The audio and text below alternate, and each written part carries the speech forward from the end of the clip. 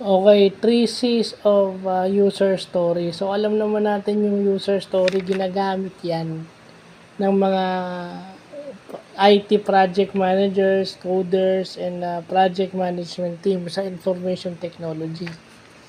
Yung 3 C's is card, conversation, and confirmation. So, yung card, yun yung representation ng user story.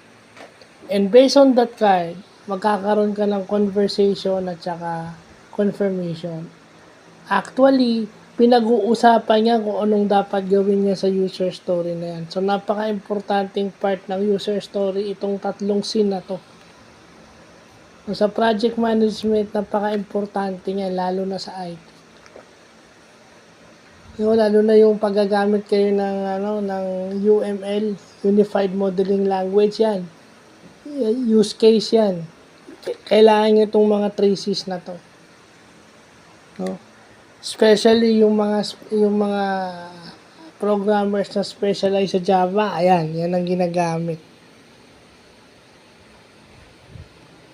So, yun lang po.